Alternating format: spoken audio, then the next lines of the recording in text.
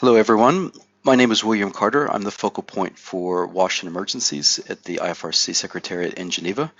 Really sorry I couldn't join you today at the meeting. I was at the Emergency Sanitation Workshop in Kathmandu in 2016, but really sorry I couldn't make it this year to Bangladesh.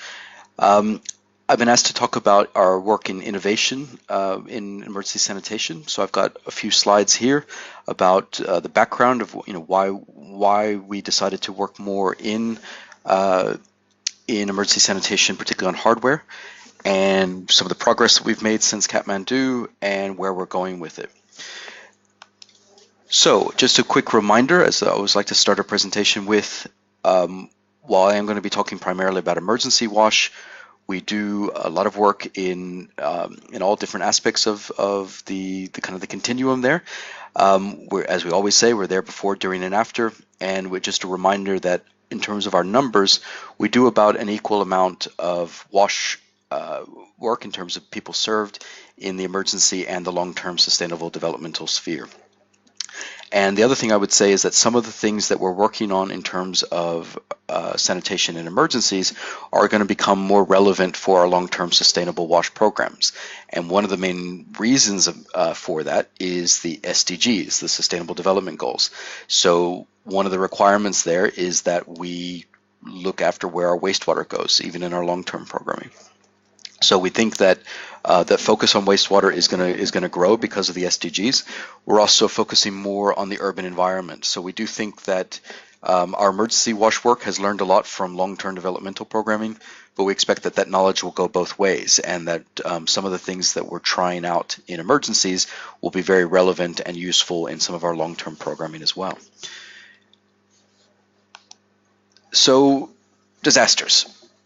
If you look at disasters and you look at the kind of response that we tend to put together, we're very focused on water supply. That's always there. When you look at the numbers, we're not always there on sanitation. And that doesn't just go for the Red Cross and Red Crescent, but when you go to a WASH cluster meeting in a disaster, whether it's a hurricane or a drought or a big refugee crisis, you'll see a lot of agencies putting their hands up very quickly and saying, yes, yes, we will do the water, but very few as focused on sanitation. This is obviously not acceptable. People in disasters deserve good access to good sanitation. It's a huge risk for public health, as we all know. But if you look at the actual response, you sometimes wonder, well, what is it that people are supposed to do? And you could be forgiven for thinking they're supposed to just put a cork in it. Oh, just cross your legs, and we'll get around to that later. This is not okay. We really can do better, and I think we've come up with some ways recently to do that better, even in difficult places. We know that most times, what does emergency sanitation look like? Something like this: a deep trench latrine. This is a nice latrine. I would use that latrine if I lost my house to a hurricane. I'd be perfectly happy to use that. I've used many worse latrines than that. Hopefully that latrine would have a hand washing station, but I would be very happy to see that. As a technical person, as an end user, I'd be happy to see that too. The problem with this is that increasingly this is not really an option. Building something like this in a city, building something like this in a very crowded environment, like the refugee operation in Cox's Bazar now, is not really an option. There's just not that much space. In other places, it's very difficult to dig. So if you have a flood, like in this picture, good luck getting a nice trench in the ground that doesn't fill with water very quickly. This is downtown Port-au-Prince. You had people living on the pavement there, so no real chance of digging a trench latrine there. In other places, you had people living on property that wasn't theirs, and the property owners were okay with people living there, at least short term, but they were not okay with the Red Cross coming in and digging holes and filling them with human waste. So this is a real problem. We call this sanitation in difficult areas, and what that really means is you can't just dig a hole. That's pretty much what a difficult area means. And when that happens, it doesn't just become slightly more complicated. It's not just about building a different latrine, but as I'll show you in the next few slides, you then have to empty that latrine. You then have a truck or whatever filled with human waste, and you need a good place for that to go. Those don't really exist in most emergencies. A good system of complicated toilets is hard to achieve. A good system to empty those toilets and a good place for those trucks to go really is difficult to establish in an emergency, and that's really what we're trying to do. That's the crux of our problem. Again, this is Haiti. These were the toilets that we came up with. They're not the prettiest toilets in the world. It's not going to win any design awards from anyone, but it got the job done. So that's just a timber superstructure with plastic sheet. That black tank is just a black roto tank, 3 cubic meters with 4 holes on it. So basically up those stairs on either side is 4 squatting places. So again, not a very pretty solution, but something very effective. Those were able to scale up. We got better. We put better material instead of plastic sheet, which tore and ripped very easily. And we were able to scale up from, I think at the beginning, we were building about 1.5 a day of these. That got better, and we were building many, many more. What you will see is that a lot of people will talk about the interesting things that they've done either in Haiti or other places when it comes to sanitation in difficult context. The question that you should always ask them is, how many people did you help? It's very easy when you have a catchment population of 100 people or 50 families to do really cool, exciting, innovative things. We had a catchment population, we had a target population in Port-au-Prince alone of 300,000 people. We weren't going to be able to do interesting little boutique solutions to a problem that large. We had to have something that could scale up very quickly and serve a great deal of people in an effective way. That toilet design was used for quite a while. These were actually pretty much permanent shelters there, and they were still using this toilet design. That's plastic corrugating roofing material as the walls there. So again, not a beautiful toilet, but something that was functional, something that was able to work for a longer period of time. Obviously, those toilets are going to fill up. And some of the toilets were built below ground, but we still use those plastic roto tanks. So those toilets were filling up usually within a couple days at the longest, sometimes quicker. You then need to empty them. In Haiti, all of the trucks that were for rent or hire in Haiti were taken very quickly. Haiti, there was a lot of resources available for that operation, and we were able to buy our own trucks. The problem was these lingered at customs for several months, many months actually, and so it was not a very fast solution to the problem. So that was a big problem. But then, of course, you've got that truck full of waste, and where does it go?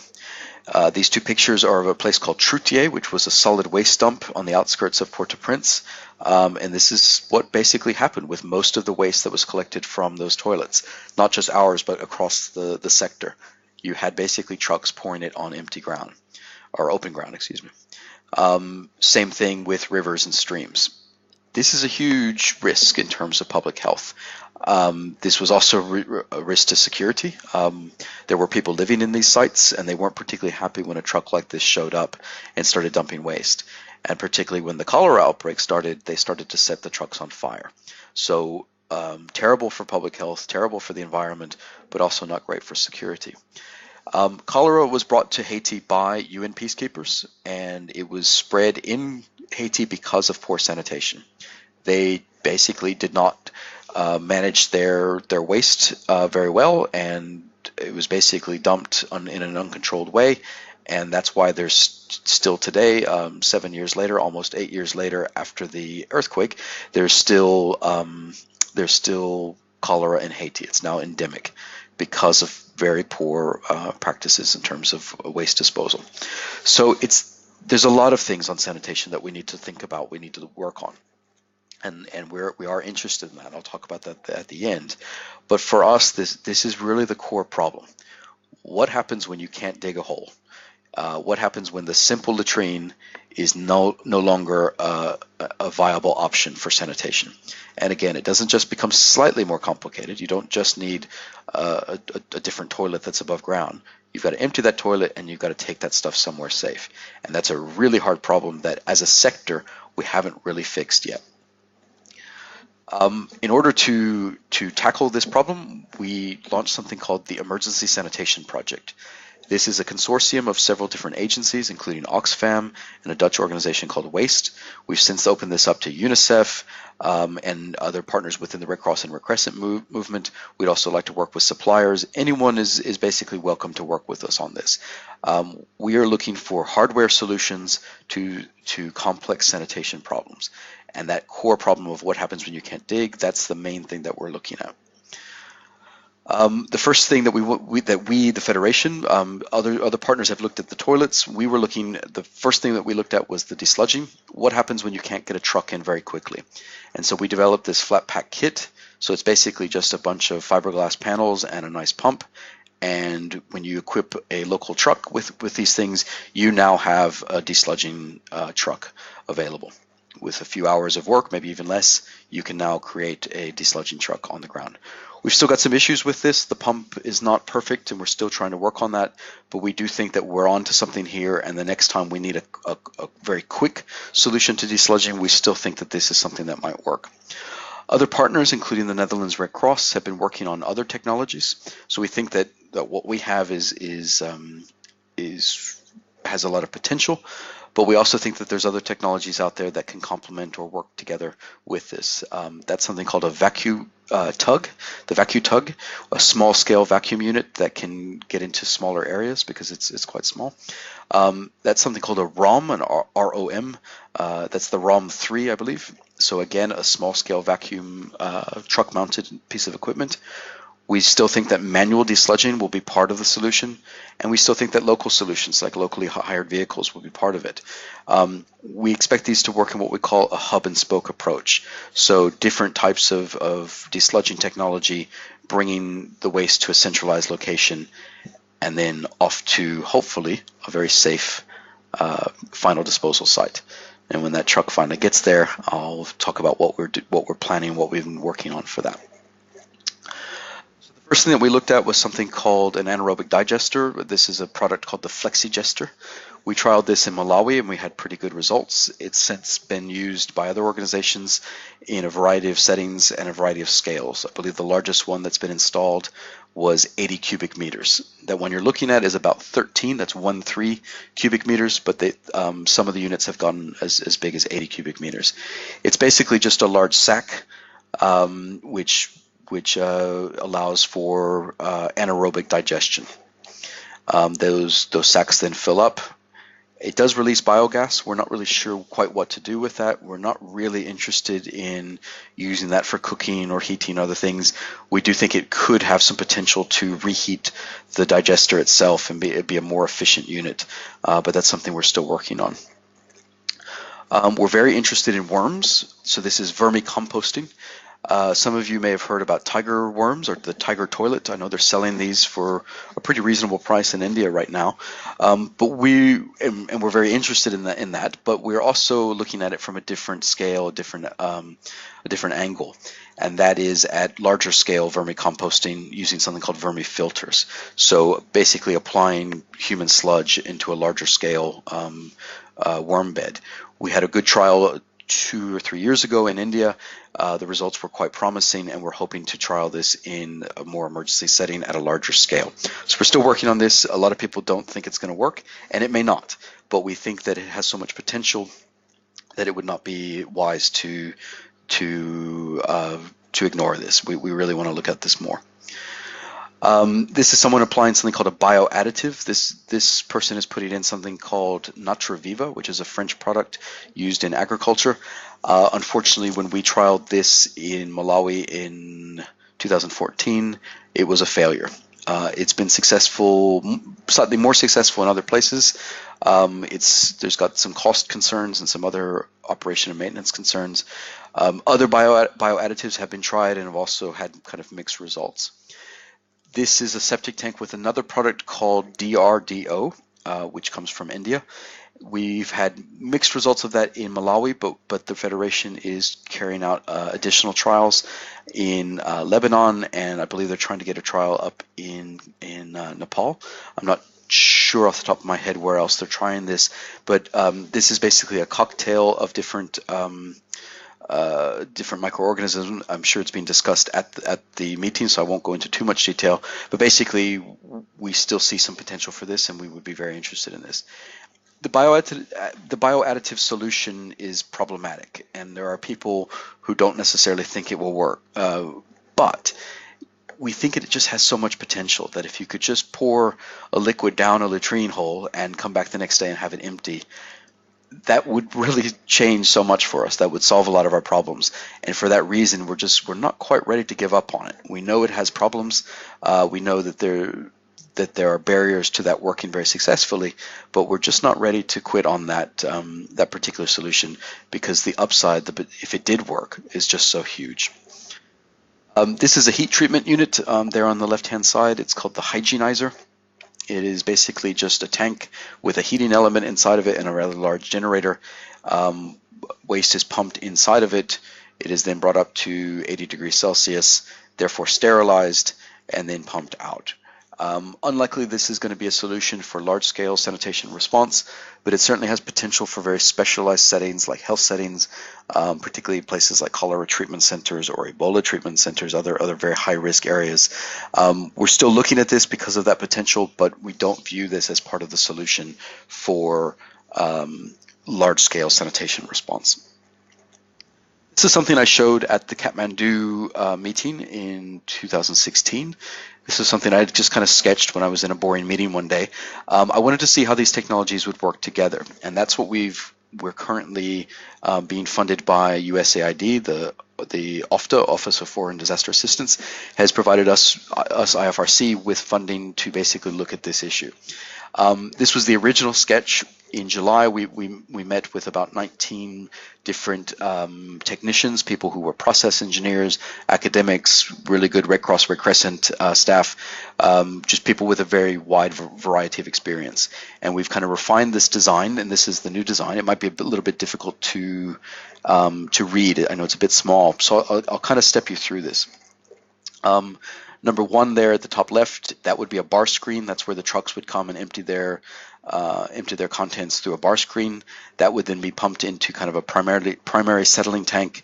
The sludge from that would go into the point number 3. Those are the biodigesters that I showed earlier, the anaerobic digesters, excuse me, not biodigesters, the flexigester. The liquid off of that would go into number 4 there, which would be some kind of biological treatment, either aeration or trickling filter, or maybe both, just to try out. Again, the sludge from those would go back into the anaerobic digester.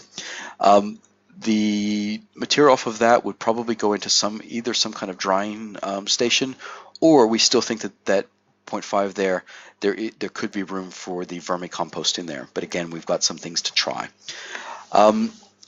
What this would actually, this is just a sketch obviously, what this would actually look like would be those anaerobic digesters I showed before, and things like Oxfam tanks, which would be easy to set up, easy to procure, but they would just need a basic modification in order to become a functional wastewater treatment plant. In terms of next steps, where we want to do this, we are refining some of the equipment and the designs that we have. We have funding for, and we're looking for a suitable location to actually trial this out. We've talked about a few places, but in terms of the need, we might add to that list Bangladesh. And so I've put a question mark there. If there's someone from Bangladesh Red Crescent in the room, don't be concerned that we're coming tomorrow with all this equipment. It's something that we're talking about with the team on the ground to see whether or not there is a need and whether there is space for trialing something complicated like this. We're not there yet, but it is something that we are considering just because of the large-scale needs in terms of sludge treatment in that refugee crisis. More likely to go along with that would be what we call a peacetime trial, a place a little bit not in the middle of a big emergency operation, where we could kind of take our time and under different kind of setting, different conditions, trial out this equipment and see how it worked. There will be a large need for manpower on this. We will be reaching out as much as we can to both the ERU and the RDRT networks to get good people who are able to help us set this up and then also run it. Once that's happened, we've got a very big task on our hands, which is dissemination. We need to make sure that everybody in the sector knows that this exists, assuming it's a success. Even if it's a failure, we need to tell people what we did wrong. So that's going to be a big part of our work next year and the year after, making sure people are aware of what we did and what the results were and what that has to do for them. This problem is not going away. More cities are going to be hit by large-scale disasters. It will be increasingly difficult to just dig a hole. So we need to make sure that people know what we've done here, and that's a big part of our work. And finally, we are interested in new areas of innovation. We do think that there are other challenges to solve. This has been our core challenge for now, but we're always interested in a new idea about emergency sanitation.